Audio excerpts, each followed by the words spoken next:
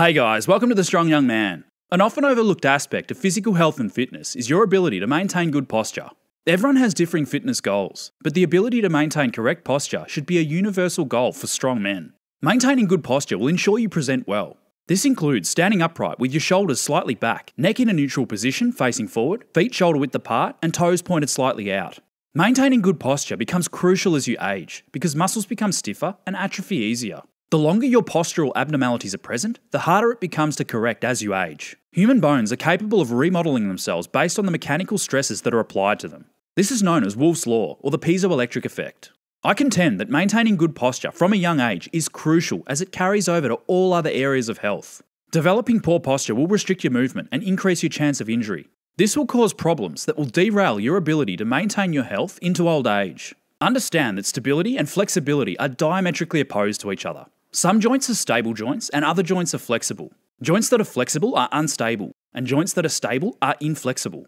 Having said this, you can improve stability in flexible joints through strengthening the surrounding musculature, and you can improve flexibility in all joints to some degree through mobility work. You can build up extreme flexibility and strength in joints through a dedicated mobility regime if desired. If you're a gymnast, then your mobility regime should align with this goal. The healthiest approach is to find a mobility regime that best supports your goals. Joints that become tight can develop imbalances over time. Excessive restriction in joints will result in weakness due to some muscles becoming underactivated and others compensating for this weakness. This will eventually result in imbalances in muscles that can result in injuries developing.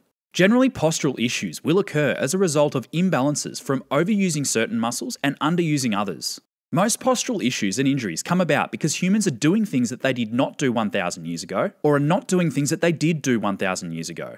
There are two common postural problems that, when resolved, will solve 90% of all postural issues. Number 1. Kyphosis.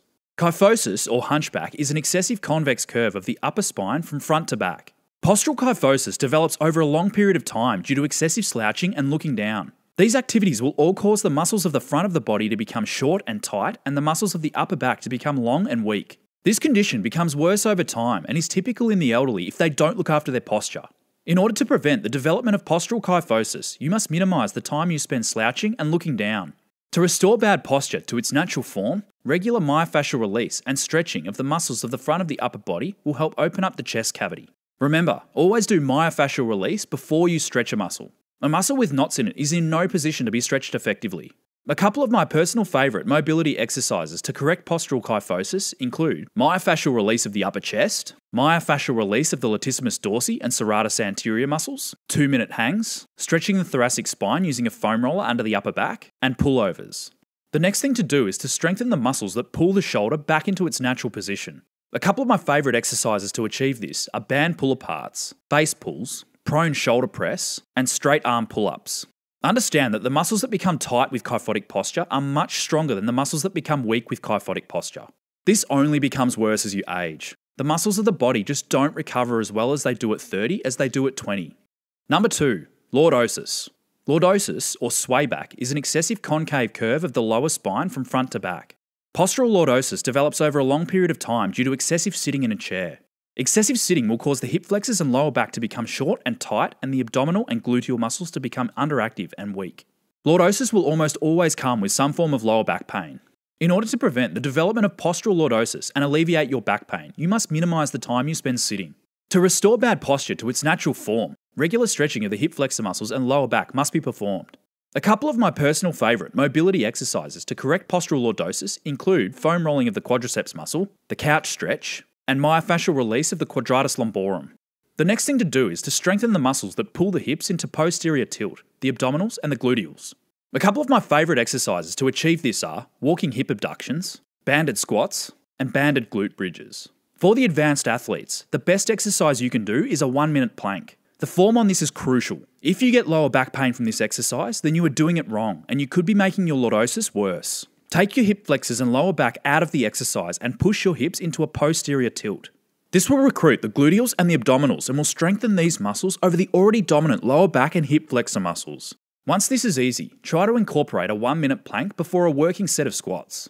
With the plank activating the gluteals and the abdominals, your squat form will improve, and this will accelerate your postural correction. Something to note before the conclusion of today's episode. Almost all injuries, including the ones on the extremities, are caused by a malfunction of the muscles and joints higher up the kinetic chain. Your elbow injury is likely caused by poor shoulder mobility, caused by poor posture or tightness and weakness within the core of the body.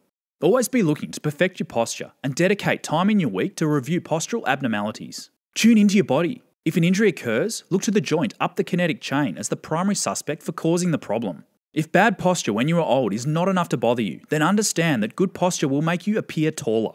Tight neck muscles, chest muscles, and tight hip flexors will hunch you over and will all serve to reduce your height. It could reduce your height by as much as 15 centimeters. Good posture will not only make you appear taller and increase your appeal to women, but it's also a sign of confidence and power.